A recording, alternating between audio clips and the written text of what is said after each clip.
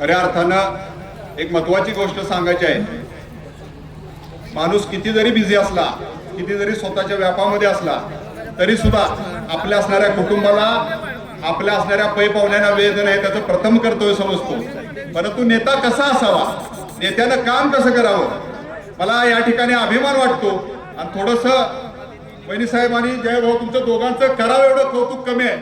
काल खरं तर तुमच्या चिरंजीवचा वाढदिवस होता आणि हा वाढदिवस असताना सुद्धा आपण जो महाराष्ट्रामध्ये, संपूर्ण महाराष्ट्रामध्ये जो प्रचार सभांचा झंझावात चालू आहे, जवळजवळ दिवसाला 20-25 सभा भाव अटेंड करताय आणि एका पंक्तीप्रमाणे, एका म्हणीप्रमाणे घार फिरते आकाशी लक्ष तिचं पिलापरी.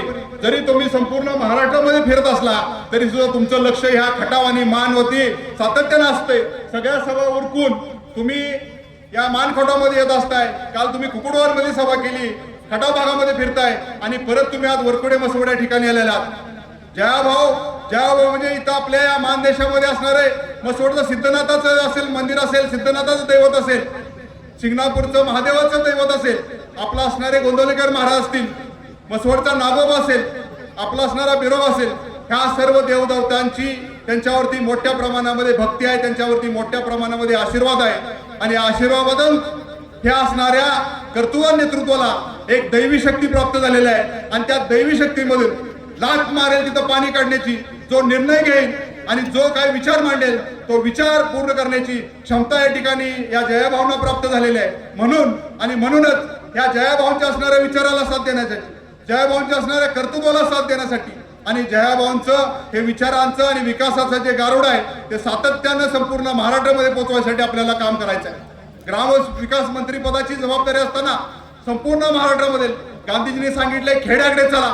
खेड्याकडे जात असताना नेमकं काय केलं पाहिजे, खेड्यामधल्या तरुणांना नेमकी काय मागणी आहे, इथं असणाऱ्या महिलेची काय मागणी आहे, इथं असणाऱ्या ज्येष्ठ नागरिकांची काय इच्छा आहे, हे सगळं जयभावना चांगल्या प्रकारे माहिती आहे.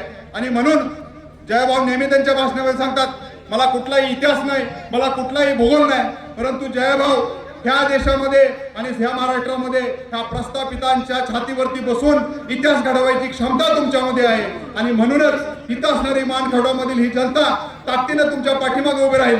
आणि ज्याप्रमाणे मसवडच्या नगरपालिकेच्या असणाऱ्या निवडणुकीमध्ये 21-0 विरोधकांचा आपण पराभव केला आणि जयभावना तिथं असणाऱ्या जनतेने साथ दिली, त्याचप्रमाणे या मानखटावमधील असणारे सगळे गट आणि सगळे गण या ठिकाणी जयाभावांचे असणारे सर्व उमेदवार, भारतीय जनता पार्टी असणारे सर्व उमेदवार अतिशय ताकदीने निवडून येतील.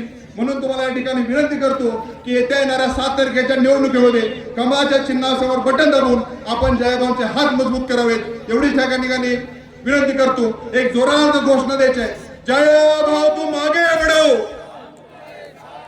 मागणं आवाज येत नाही. आपल्यासाठी जयाभाऊ काय करतात आपल्याला माहित आहे, मागणं आवाज आला पाहिजे. जयाभाऊ तू मागे वळव, जयाभाऊ तू मागे वळव. धन्यवाद डॉक्टर. आवाज माणदेशाचा, माणदेशातील प्रत्येकाचा. माणदेश प्राईम सबस्क्राईब करा आणि अपडेट रहा.